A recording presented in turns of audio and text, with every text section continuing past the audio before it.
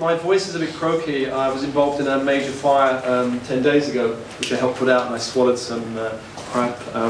My granddaughter said to me, she found out about this fire, and she said, "So, Granddad, are you a fireman?" And I said, "Well, yes." And she said, "Show me." So I had to do this whole enactment, how I put out this fire. This evening's been great, really, as Gail said, so many different people addressing so many different areas. And the area I'm kind of talking about, my passion's been spirituality. Ever since a kid I was interested in it. But as a kid I had no idea, no language for spirituality. I was interested in Doctor Who, Superman comics, and that was my inroad, The Hobbit and Lord of the Rings as a kid, you know. As I grew up, my family thought I was an oddity. I was the black sheep. Anybody a black sheep in the family, would you say? Yeah, great. Great. I was encouraged to be normal, which meant not to be a layabout, drop-out, drug-taking hippie, which I quite liked the sound of at the time, but I wasn't allowed to go down that route. So I went in the city, like your good self, you know, I went into banking, and my theme of my life is really lost and found. Do you relate to that kind of thing? Losing yourself and finding yourself. So what I mean by that is losing myself was there's an inner conversation I was having inside which was important to me in my life, which suddenly I was disconnected from. That conversation of this is important suddenly got switched off, and I was running my life according to the values of my parents or my family or peers or bosses or whatever. Anybody relate to that? Yeah. Losing that inner conversation meant really, whatever you call spirituality, it doesn't matter. It's this deep inner conversation about what you're here for in your life, where you want to go, where you belong in life. If that conversation switches off, or the voice gets so distant that you can't hear it, then you kind of, you know, you're running without your internal radar, really. So in the city of London, working like crazy, like, you know, there was money flying through the city, all that. Got married at the age of 21, had kids by the age of 2 children by the age of 24. But my life, I was just running down a path which I had no passion for, hated, and I was only doing it for money and paying mortgage. I actually went to my ex-wife, who's now my ex-wife, and said, I didn't say I hate this life, I don't like what I'm doing, I want to change career. And she said, you have responsibilities, you have children, you have a house, you have a mortgage, you have a job which gives you great blah blah blah blah blah, you're sticking on that path. And I went, right, okay. So I kept on going, and basically I hit the wall. I should have met you 20 years ago. I hit the wall, and basically the only way out for me was to end my life. So I thought about this for about a year, thinking, I can't do that, I've got children, I can't end my life. But the only way out was that for me. I'd lost touch with my inner conversation. So I planned it, and I thought, but if it doesn't work out, it's going to be the most embarrassing thing in my life.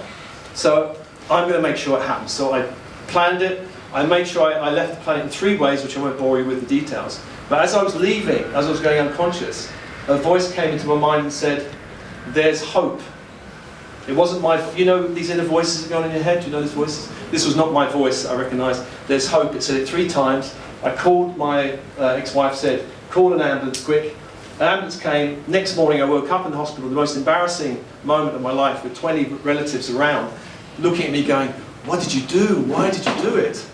That set me on that was a kind of moment of inspiration that set me on the path, finding, how have I lost track with this inner conversation? How did I arrive at this point? So I had 7 years of psychotherapy, which led me to find spirituality, a spiritual teacher, which led a whole range of synchronicities that happened. But even though I got back on my path, so I was a director of alternatives for 12 years, my second wife was a woman I loved passionately, I was living in a house which was an amazing place, life was perfect. But in that perfection, I lost touch with the inner conversation again. I was starting to go to sleep, you know, because life's great, why should I listen, right? So the warning signs of a transition. Anybody been through a transition? Do you know the warning signs are like there's tension, there's things which start to go wrong. And I went, no, it's fine. My life's great, why would I? But then an illness happened, I had a really bad jaw infection, and on and on and on. I ignored the signs, bang! If you ignore the signs, transition hit. Basically it hit through a catalyst. The woman entered my life, my relationship, my marriage blew up.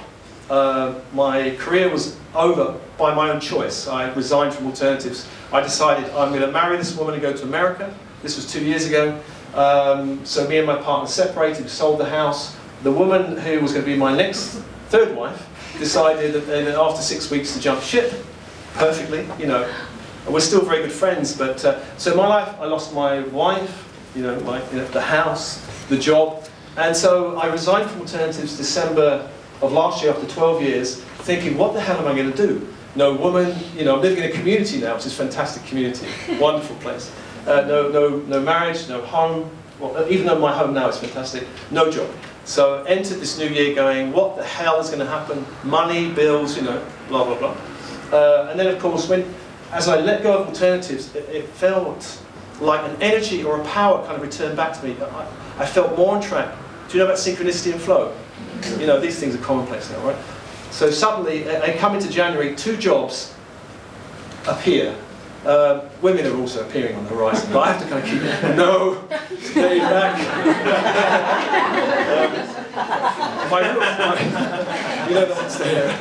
My real passion is actually creativity and writing.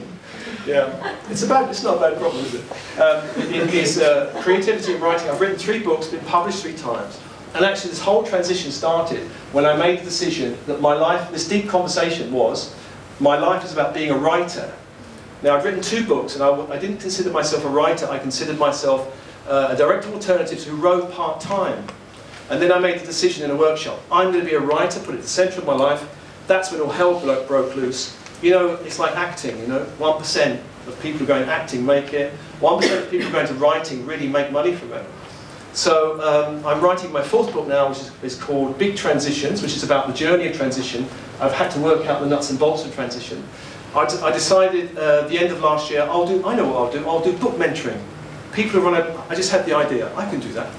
I'll run workshops, and so this year I've run from October, November, January, I run 4 workshops. An average of about 80 people have been turning up to these workshops. It's like, when the energy's right, people just show up. Have you noticed that? If with my mind just trying to force a conversation, nothing was happening. As soon as I allow this deeper conversation to happen, something more exciting happened. The question I want to leave you with is, and a poem actually. Poem first. This is a poem by David White. Great guy. In this high place, it's as simple as this. In this high place, it's as simple as this. Leave everything you know behind. Leave everything you know behind. Step towards a cold surface. Say the old prayer of rough love and open both arms.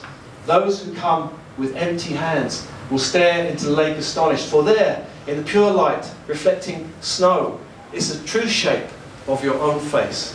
Is the true shape of your own face. Most of us don't know what the true shape of our own face is. This inner potential that we only realise once we actualise it, once we're doing it. You don't know what's inside of you until you step on and go, I can sing, I can write, I can perform, I can help people, coaching. The question is, if you're in touch with this deeper conversation inside of you, the real conversation, not the ones which is you should be earning money, you should be doing this, what difference would it make with your life? If you're in touch with that real deep conversation about what you're really here for on the planet, what difference would it make in your life? Thank you.